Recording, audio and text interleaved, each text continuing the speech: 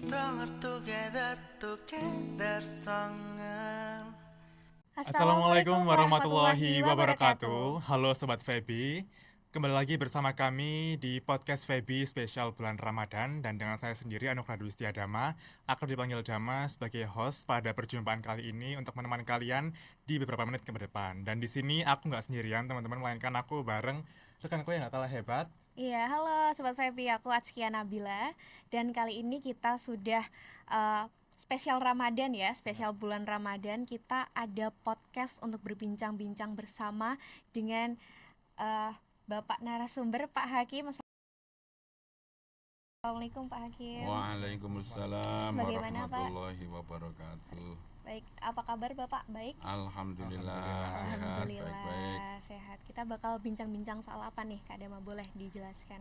Jadi sekarang kita akan berbincang-bincang mengenai produktivitas di bulan Ramadan. Karena kan banyak sekali perspektif dari mahasiswa itu yang bilang kalau misal Ramadan itu justru hari yang melelahkan gitu. Bener banget. Lelah banget, capek, puasa seharian ditambah khususnya mahasiswa ya, berkuliah, ada yang jadwalnya pagi, ada yang jadwalnya sampai sore kayak gitu. Terus pas buka puasa gimana tuh? Dan biasanya tuh ini orang-orang mahasiswa itu kalau misal buka puasa itu malah balas dendam gitu. Iya. Makannya banyak banget, apa aja dimakan. Kalau itu sih kayaknya bukan mahasiswa aja sih, tapi kebanyakan orang gitu ya, terutama iya, mahasiswa bener. gitu. Nah di sini mungkin kami mau bertanya mengenai pendapat tersebut dari Bapak Hakim, bagaimana melihat fenomena tersebut, bahwasanya banyak orang itu kalau misal buka puasa itu terlalu banyak makan sehingga nanti di malam harinya itu malah mengganggu produktivitas beribadahnya, Bapak. Iya, jadi tidak bisa dari terawih tuh mau terawih tapi udah ngantuk. Apalagi mau tadarus kayak gitu. Iya. Padahal kan katanya kalau bulan puasa tuh kita harus memperbanyak ibadah. Seperti itu. Bagaimana, Pak? Ya, terima kasih sahabat Feby semuanya. Saya ucapkan selamat menunaikan ibadah puasa di bulan Ramadan tahun ini 1447 Hijriah. Jadi bulan Ramadan memang dibuat istimewa karena siang dan malamnya harus diisi dengan sesuatu yang khusus. Ya, siangnya harus diisi dengan menjalankan puasa, mulai dari fajar sampai maghrib. Lah malamnya harus diperbanyak beribadah untuk menambah nilai kebaikan kita di sisi Allah Subhanahu wa taala. Sehingga ada hadis man shoma ramadhana imanan wa ihtisaban ghufira lahu ma taqaddama min dzambi. Siapa yang puasa dengan niat mencari ridho Allah, diampuni dosanya yang telah lewat. Ini untuk siang hari. Terus malamnya ada hadis man qoma ramadhana imanan wa ihtisaban ghufira lahu ma taqaddama min dzambi. Siapa yang mendirikan malam bulan Ramadan diisi dengan ibadah, maka akan diampuni dosanya yang telah lewat. Berarti bulan Ramadan itu jangan salah paham, itu adalah totalitas siang dan malam. Sehari penuh 24 jam itu namanya bulan Ramadan. Dan di situ baik siang maupun malam diliputi dengan berbagai kebaikan. Idza ja'al Ramadan futihat abwabul jannah wa ghuliqat abwabun nar wa sufidatis sayatin. Kalau datang bulan Ramadan, pintu-pintu surga dibuka. Mendapatkan kebaikan ini demikian dibuka, dipersilahkan. Sementara pintu-pintu neraka ditutup, setan-setan dibelenggu. Dan itu jika datang bulan Ramadan, siangnya ataupun malamnya. Nah, maka ini harus dimanfaatkan betul. Apalagi puasa yang di siang hari itu hukumnya wajib. Bukan puasa sunnah, tetapi merupakan kewajiban. Yang wajib kita tahu kalau tidak dijalankan diancam dengan siksa oleh Allah Subhanahu wa taala. Maka tentu ini menjadi harapan dan tentunya menjadi komitmen orang-orang yang beriman agar bisa mengisi bulan Ramadan dengan sebaik-baiknya. Puasa dijalankan dengan baik, malamnya juga diisi dengan kegiatan-kegiatan yang baik. Nah, oleh karena itu untuk menjaga maksimalitas atau produktivitas kita di bulan puasa, yang pertama diperkuat ini justru kesadaran kita tentang makna Ramadan itu sendiri. Ini yang harus disadari, ya, bahwa ini adalah kita diberi kesempatan untuk melakukan puasa dan untuk meningkatkan peribadatan yang nilainya nanti akan dilipat gandakan, yang tidak ditemukan di bulan lain karena memang ini dispesialkan khusus untuk seperti itu. Maka alangkah baiknya kalau ini dimanfaatkan dengan sebaik-baiknya. Nah, sudah terukur sebenarnya.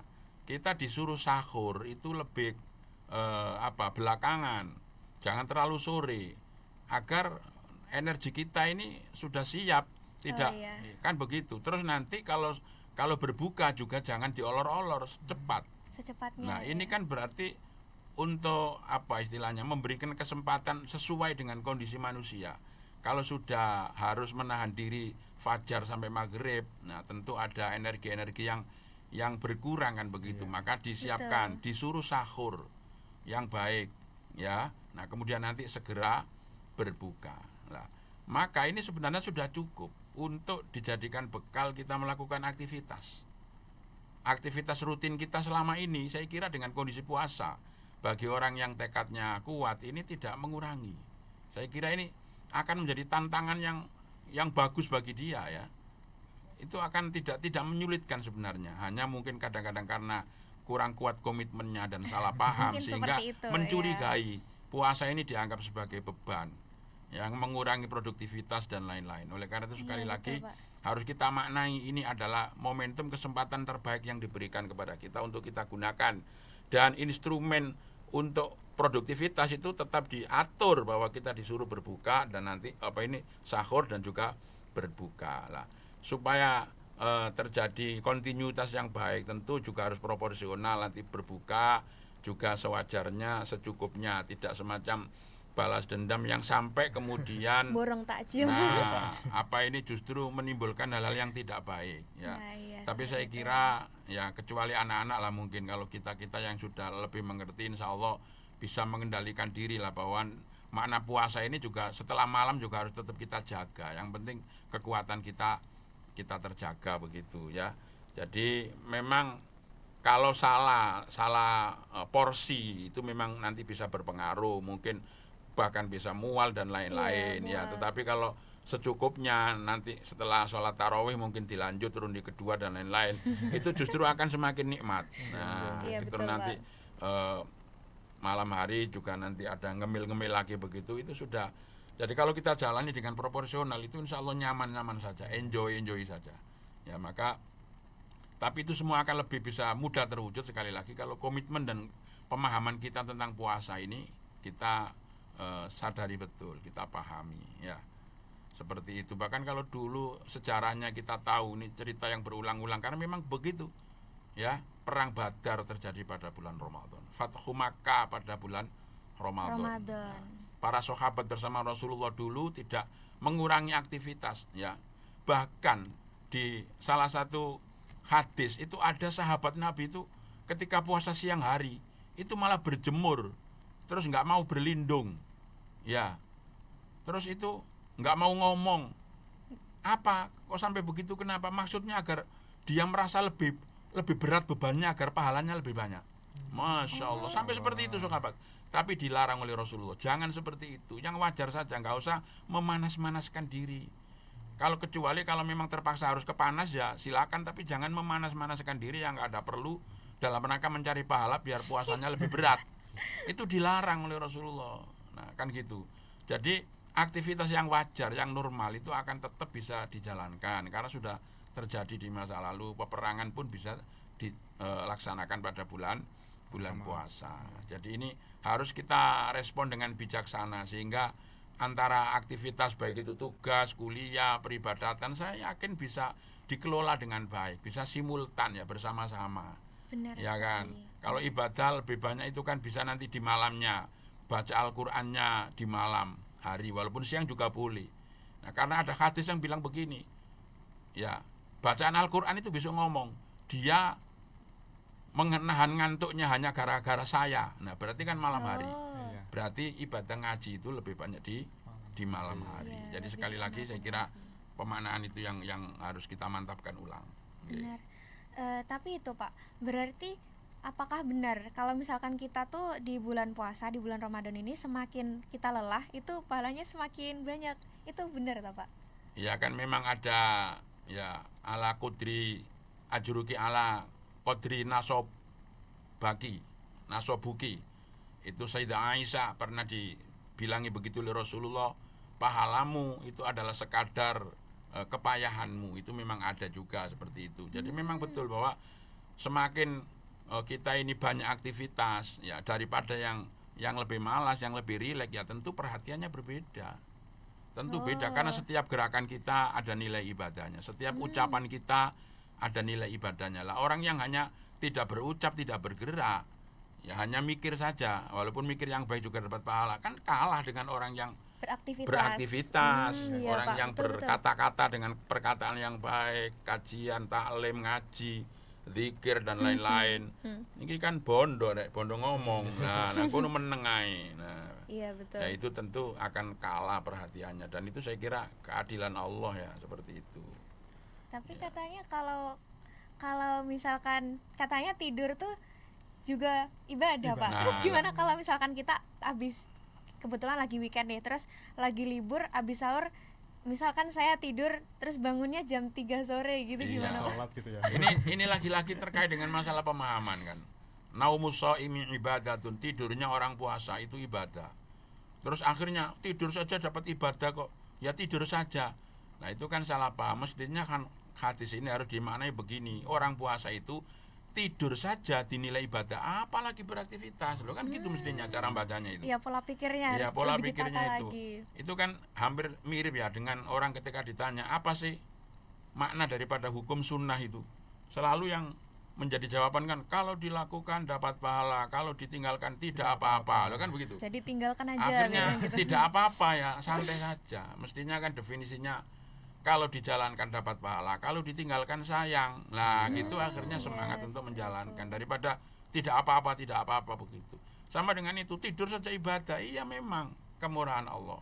Nah, apalagi orang yang menjadikannya ini sebagai sarana untuk memperbanyak ibadahnya, akan semakin banyak lagi kebaikan yang akan dia dapatkan gitu loh. Itu maknanya seperti itu, bukan memerintahkan tidur, tetapi justru untuk memerintahkan aktivitas di luar tidur. Nah, seandainya dia tidur pun tetap masih dapat pahala. Harusnya seperti itu. Jadi lagi-lagi kepada mindset dan pemahaman terhadap hadis-hadis ataupun call-call yang ada itu. Betul.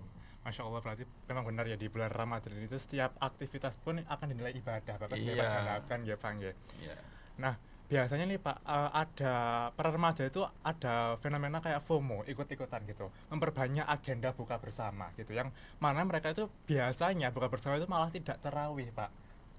Nah, mungkin di sini Bapak bisa menjelaskan keutamaan melaksanakan salat tarawih di bulan Ramadan itu Mending seperti apa? iya, mending tarawih atau bukber. Lah ya tadi Soalnya kan anak hadisnya muda tuh sudah gitu, saya Pak. sampaikan tadi, mangqoma ramadhana imanan waqti saban ghufira lahu ma taqaddama min dambi. Siapa yang bangun mengisi malam dengan ibadah, dengan mengharapkan pahala atau ridho Allah, akan diampuni dosanya. Ini kesempatan bahwa memang malam itu harus dimaksimalkan untuk qiyamul lail istilahnya.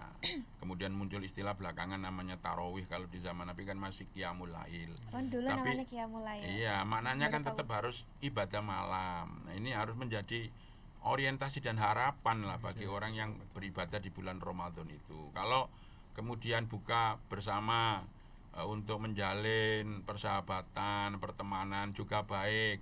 Mungkin sebagai sarana tolong menolong, subsidi silang. Ada yang hanya ikut datang, tapi ada juga yang membiayai, kan bagus-bagus. Tapi tetap ya, ini kan kebaikan tersendiri ya. Nanti jangan sampai melupakan qiyamul lailnya, dan itu tidak harus habis isya persis sebenarnya. Ini juga harus kita perhatikan. Yang namanya tarawih habis sholat isya persis ya, setelah isya bisa dimulai jam 10 baru mulai, monggo bisa. Oh. Nanti selesai jam 12 karena mulainya agak malah, bahkan mulai jam 1 baru tarawih, monggo bisa, itu qiyamul lail juga. Oh, itu berarti boleh Lah ya, ya Pak? boleh, itu Oh. kan ya malam toh. Malam Iya, itu ya iya, sampai betul. fajar terbit, sebelum subuh itu masih Iya. malam.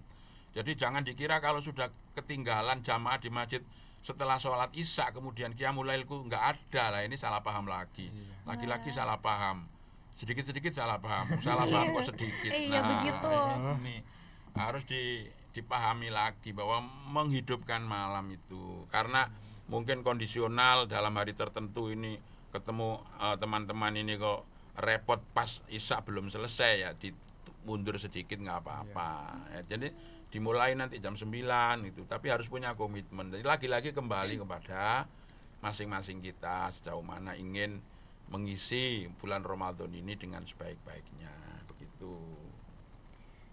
Masya Allah, Sobat Happy sekarang sudah bisa menambah wawasan lagi, insight terbaru lagi mengenai tadi bahkan Betul. saya baru tahu kalau misal sholat tarawih itu bisa dilaksanakan Iya, nggak harus setelah isya ya gitu ya. iya saya juga baru tahu. Kirain emang kirain tuh Pak gini. Jadi sholat tarawih itu jadi satu sama sholat Iya, isya. sholat isya. Kayak gitu. Nah ini kan untuk memudahkan. Kalau Iya. tidak diatur begitu kan biasanya ya malah polos nggak jadi terawih kan Iya. gitu. Apalagi anak-anak mahasiswa begini, ini mumpung kesempatan habis sholat isya, ada wirid-wirid secukupnya, Iya. langsung dimulai tarawih Tarawih. qiyamulailnya ini gitu. Nah kalau nggak bisa seperti itu ya mundur, nggak apa-apa boleh. Pokoknya malam itu masih diisi ibadah gitu loh. Itu nanti dilanjut dengan ibadah yang lain tahajudnya dan seterusnya. Tetap di malam itu sebelum fajar masih kategori malam. Ya. Nah, di sini saya mau bertanya nih Bapak. Saya penasaran sebenarnya. Sering itu keluar di beranda TikTok saya itu bahwasanya kalau misalnya kita berbuka itu alangkah baiknya itu minum air putih terlebih dahulu baru baca niat gitu. Nah, itu apakah iya. benar, Pak? Aku juga pernah Iya, soalnya saya lewat sih. biasanya itu Pernah baca lewat. niat dulu baru minum air putih gitu. Jadi yang benar yang mana Pak? Ya itu kan terkait dengan doanya itu sih kan ada apa ini Allahumma laka sumtu wa bika amantu wa ala rizqika aftartu dhahabat dhama'u wa batallatil uruku wa thabatal ajru insyaallah. Nah, aku puasa ini untukmu ya Allah ini. Terus telah basah tenggorokanku kan gitu. Hadisnya itu kan begitulah. Berdoa seperti itu kan berarti maknanya ya Sudah. ya sesudah makan, sesudah Iya. minum, Sudah baru minum. baru komentar alhamdulillah. Oh. Ini karena bener-bener yang disampaikan di hadis itu telah membasahi tenggorokan saya. Lah itu benar-benar sudah terjadi kan gitu. Kalau doa seperti itu lah belum minum, padahal belum ada aliran air kan nggak pas itu kan berarti. Nah itu. Oh iya, berarti seperti itu. cuma berarti ini belum paham maknanya Iya, aja. karena ada doanya seperti itu.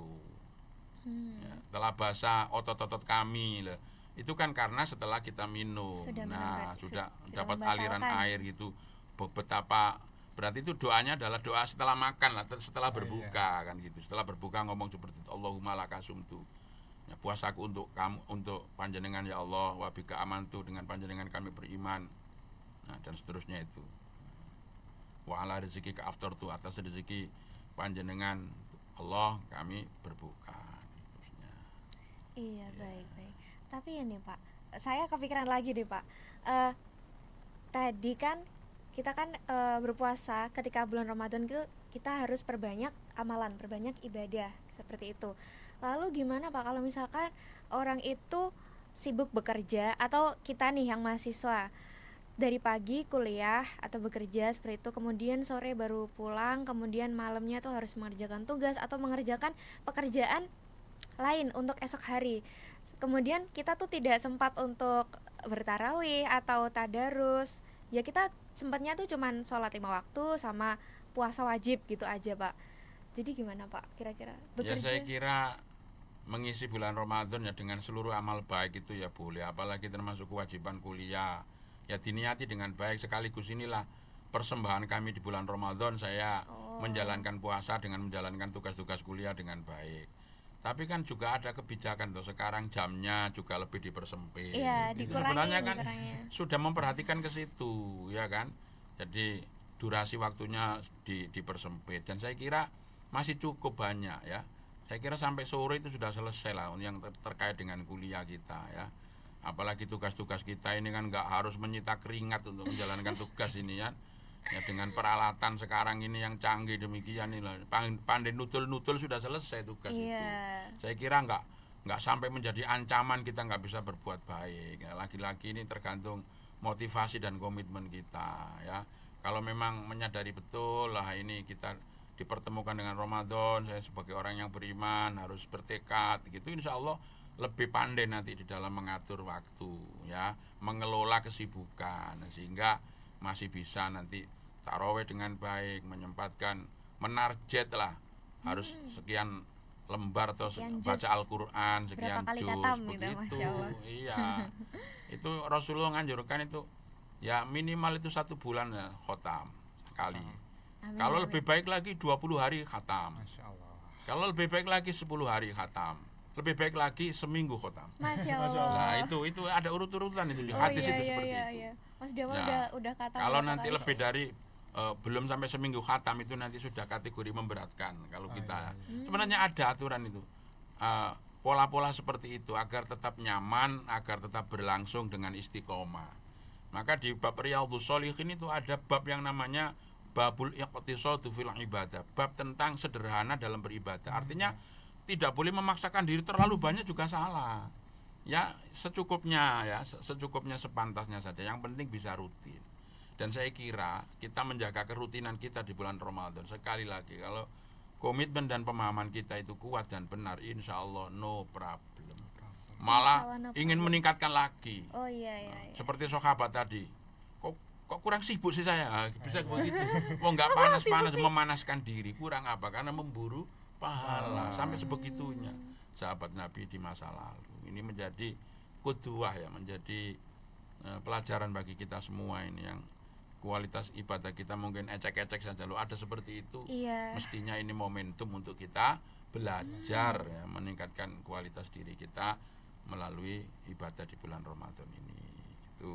Iya Pak, jadi intinya adalah pola pikir. Gimana sih kita menganggap Ye. bulan Ramadan ini? Apakah bulan malah yang bisa kita menganggapnya bulan Ramadan itu bisa menghambat kita, atau justru karena bulan Ramadan kita harus semakin produktif dalam bekerja dan juga beribadah? Nah ya itu Gitu ya, mestinya Pak? yang terakhir itu harus begitu, harus terpanggil untuk mengisi ini dengan lebih baik lagi, karena sudah didesain oleh Allah nggak terlalu berat sebenarnya ya.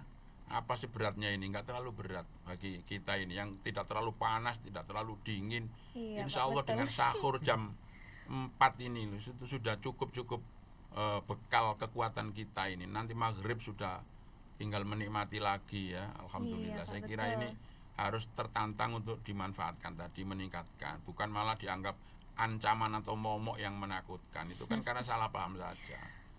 Nah seperti itu. Oke, mungkin selanjutnya saya ingin bertanya nih Bapak, kan berpuasa itu kan menahan kita dari hawa nafsu, kemudian juga menahan makan dan juga minuman. Nah, di sini mungkin saya mau bertanya, kira-kira apa sih Pak, ada hal-hal yang dapat istilahnya bukan membatalkan puasa. Kalau misalnya membatalkan puasa kan mungkin kita Makan minum dengan minum sengaja. Kalau misal hal-hal yang dapat saat kita melakukan ibadah puasa tapi tidak dapat pahalanya gitu Bapak. Nggak dapat pahalanya. Iya. Jadi kayak merusak gitu ya, merusak. Iya itu kan memang juga ada itu. Cuman saya redaksi hadisnya tidak hafal secara lengkap. Ini kan yang membatalkan pahala puasa. Oh, Seperti membatalkan pahala. puasa tapi lesannya masih Iya. menggibah. Alhamdulillah. Nah, masih ngerumpi, banyak ngomongin Habis buka orang. Lah ini kan puasa masih berdusta. Berdusta. Ya, iya. tidak ghibah tapi berdusta, tidak ngomong apa adanya, berbohong kepada orang lain. Nah, puasa tapi masih melihat hal-hal yang diharamkan. Nah, dan lain-lain ini akan merusak pahala puasanya walaupun dia ya tidak batal dalam arti fikihnya. Iya. Secara tata cara puasa masih dianggap berpuasa, tapi keutamaan dan pahalanya tidak didapatkan. Sehingga ada hadis kam min shaimin laisa lahu illa min ju'wal atos itu. Tidak sedemikian banyak orang yang berpuasa tapi tidak mendapatkan apa-apa kecuali lapar dan dahaga. Maksudnya tidak dapat kesempurnaan pahalanya. Hanya dia lapar dan dahaga karena memang masih puasa. Nah, ini kan sayang betul. Padahal kalau dijalankan dengan baik dilipat gandakan itu sampai 70 kali. Masya Allah. Ibadah sunnah di bulan lain dibanding dengan di bulan Ramadan dilipat gandakan 70 kali. 70 kali. Afdhalus shadaqah fir Ramadan. Sebaik-baik Ramadan apa ini sedekah pada bulan Ramadan. Nah, kan seperti itu. Jadi ya sekali lagi ini menjadi juga mengasah kita sejauh mana memanfaatkan momentum ini sehingga hal-hal yang mengurangi segalanya yang dapat merusak ini kita waspadai ya. Kita Iya. jaga betul, jangan sampai kita terjerumus ke situ sehingga tidak sia-sia. Betul Pak. Jadi selain menahan hawa nafsu, berarti kan ini ya kayak gibah, kemudian berkata kasar itu kan juga termasuk hawa Lah, nafsu iya, yang bisa merusak iya. puasa kita seperti Merusak itu. pahala puasanya ya. Merusak pahala puasa. Kalau puasanya masih insya Allah diterima, kalau ngomong gitu dah. Puasanya asalkan dia tidak makan, tidak minum, tidak kumpul, itu tidak batal puasanya secara fikih, tetapi pahalanya yang hilang. kan gitu. Pahalanya. Iya. Kalau pacaran Pak, Nah sama saja itu. ya. Astagfirullah, Ya, Nabila. temannya seperti itu tadi. Nah, gimana Mas Dama? Kira-kira ada unek-unek lagi nggak nih? Kita udah lumayan bercabang-cabang di episode kali ini. Kalau saya sih sudah cukup sih Kak. Mbak Oke Nabila. oke. Gitu. Jadi intinya adalah gimana kita menganggap bulan Ramadan ini sebagai kesempatan untuk semakin produktif, kemudian memperbanyak ibadah kita, Betul, seperti itu. Bukan malah berpikir bahwasanya bulan puasa atau bulan Ramadan ini akan menghambat produktivitas kita atau bulan yang bikin capek seperti itu. Terima kasih Pak Hakim atas Iya, waktunya. sama-sama. Terima kasih banyak Bapak Oke. atas waktunya ya. Terima kasih atas insight baru ini kita Betul, berdua. Mungkin teman-teman Feby juga habis ini dapat insight baru, Aduh. dapat ilmu baru dari Pak Hakim. Terima kasih Terima Pak Hakim kasih, sudah Amin. menyempatkan. Oke, kita langsung tutup aja ya podcastnya kali ini. Terima kasih teman-teman sudah menonton video kali ini. Oke, sampai jumpa di perjumpaan selanjutnya. Wassalamualaikum Warahmatullahi warahmatullahi wabarakatuh. wabarakatuh. Waalaikumsalam warahmatullahi wabarakatuh. Stronger together, together stronger.